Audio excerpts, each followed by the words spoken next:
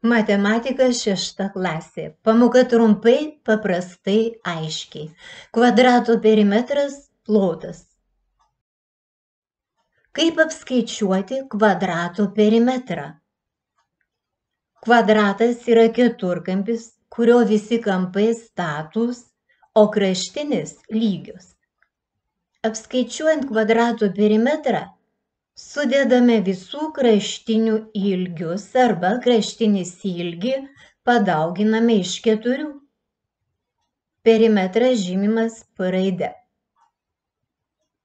Reikia apskaičiuoti nubraižyto kvadrato perimetrą.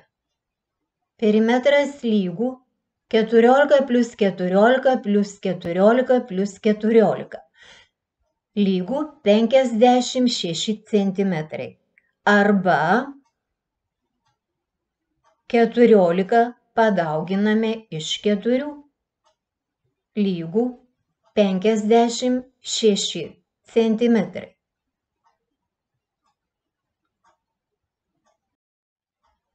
Kaip apskaičiuoti kvadrato plotą? Apskaičiuojant kvadrato plotą, reikia ilgį padauginti iš pločio. Plotas žymimas S raide. Reikia apskaičiuoti nubraižyto kvadrato plotą.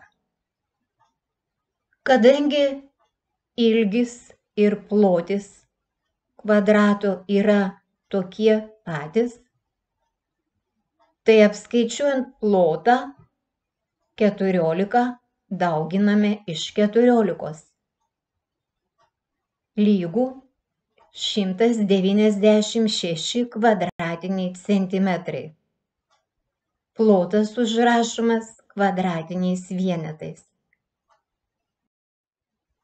Ko mokys? Kvadrato perimetras – plotas. Žvilgtelk dar atgal, perskaityk dar kartą, įsimink. Ką sužinojai apie kvadrato perimetrą plotą?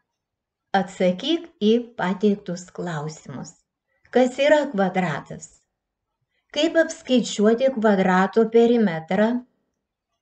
Kaip apskaičiuoti kvadrato plotą? Jei atsakei šiuos klausimus, tau puikiai pavyks atlikti užduotis. Atlik užduotis. Kvadrato kraštinė 32 cm. Apskaičiuok kvadrato perimetrą plotą. Pasitikrink. Perimetras 128 cm, plotas 1024 kvadratiniai centimetrai. Jei tavo atsakymai tokie, puiku, šauniai padirbėjai.